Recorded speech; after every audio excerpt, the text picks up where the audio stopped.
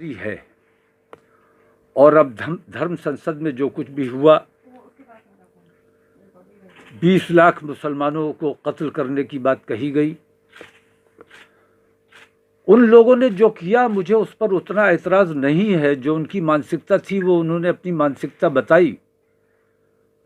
साधु की वो भाषा हो ही नहीं सकती। ये साधु के भेष में राक्षस हैं ये लोग। हमें उनसे कोई शिकायत नहीं है, हमें राक्षसों से कोई शिकायत होनी भी नहीं चाहिए। हमें शिकायत है हुकूमत से, हमें शिकायत है अदलिया से, हमें शिकायत है पुलिस और प्रशासन से, जिन्होंने ये सब कुछ देखने के बाद भी खामोशी इख्तियार की और इसके खिलाफ किसी किस्म की कोई कार्रवाई नहीं की गई।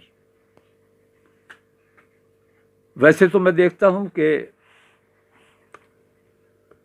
कोर्ट कई चीज़ों के लिए जनहित की बात कह के सप्ताह भी संज्ञान ले लेता है।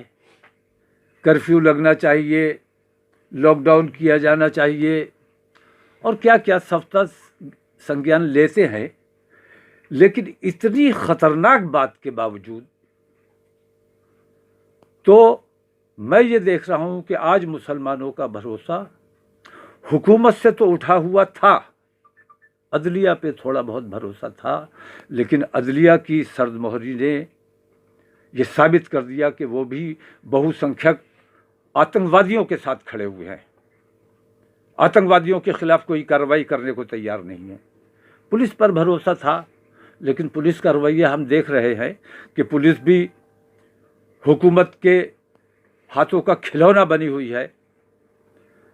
ऐसे में बहुत सोचने और समझने के बाद, बहुत गौर करने के बाद, अपनी बेटियों की इज़्ज़त व आबरू बचाने के लिए, अपनी मस्जिदों की हिफाजत करने के लिए अब हम किसी हुकूमत, किसी पार्टी और पुलिस पर भरोसा करने के लिए तैयार नहीं है। ये हमारे काम हैं। अब हमें ये काम खुद करने हैं।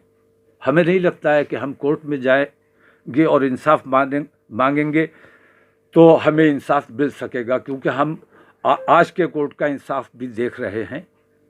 और बड़ी तकलीफ़ हमें इस बात की है कि पूरी दुनिया में हमारे मुल्क की अदलिया बदनाम हो रही है, हमारे मुल्क की पुलिस और प्रशासन बदनाम हो रहा है, हमारा देश बदनाम हो रहा है। हम अपने देश से प्यार करने वाले लोग हैं।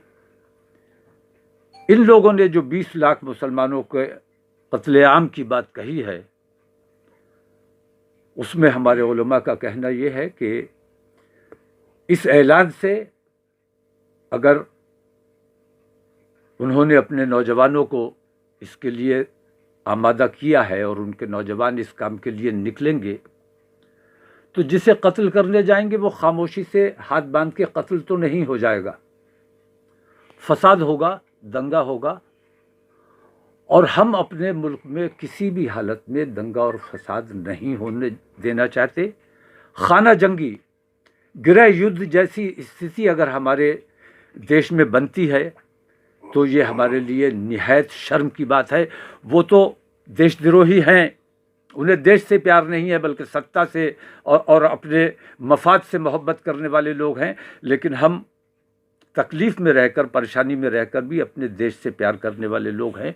इसलिए हमारे उलमा ने इत्तिफाक राय से ये फ़ैसला किया है कि अपने मुल्क में अमन व अमान कायम रखने के लिए, मुल्क को गृह युद्ध से बचाने के लिए, दंगे फसाद से, आतंकवाद से बचाने के लिए, उनकी मंशा 20 लाख मुसलमानों को कत्ल करने की है।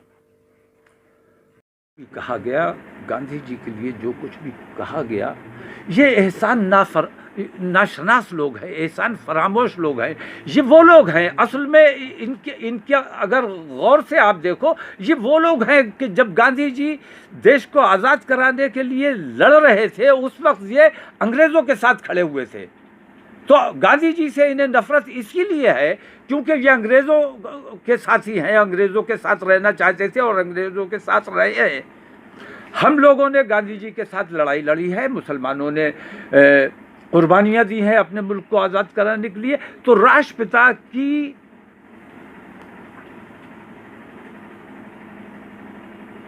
शान में जो कुछ भी अल्फाज इन्होंने बोले हैं, ये इन्होंने अपनी मानसिकता बताई है कि ये असल में गोरे अंग्रेज तो चले गए, ये उनकी औलादे काले अंग्रेज यहाँ बाकी रह गए हैं। इन काले अंग्रेज़ों को हुकूमत की जिम्मेदारी है कि इन काले अंग्रेज़ों को मुंह तोड़ जवाब दिया जाए और इनको इनकी औकात में रखा जाए, वरना देश के हालात बद से बदतर हो जाएंगे, मुल्क में खाना जंगी हो जाएगी। इस मुल्क में किसी भी सूरत में देश के अमन व अमान को नुकसान नहीं पहुंचना चाहिए, ये हमारी कोशिश है। और इस कोशिश के पहले कदम में हम अपने 20,000 मुस्लिम नौजवानों की कुर्बानी इस्लामिया इंटर कॉलेज के मैदान में देने जा रहे हैं। चाहे पुलिस से मरवाओ, चाहे मिलिट्री से मरवाओ, चाहे अपने उन आतंकवादी गुंडों से मरवाओ, हम मरने के लिए, जान देने के लिए तैयार हैं। की बेईमानी और किस किस्म की नफरतों का माहौल चल रहा है, हम नहीं चाहते कि हमारे किसी कौल, हमारे किसी फेल की वजह से हमारे मुल्क की बदनामी हो। इसलिए हम ये चाहते हैं कि आप लोग भी अपनी ज़बान, अपना तरीक़ा, अपना जो आपने रवैया इख्तियार किया हुआ है, इस रवैये को फ़ौरन तर्क कर दें, क्योंकि ये हमारे मुल्क को बदनाम करने का काम कर रहा है। बहुत शुक्रिया।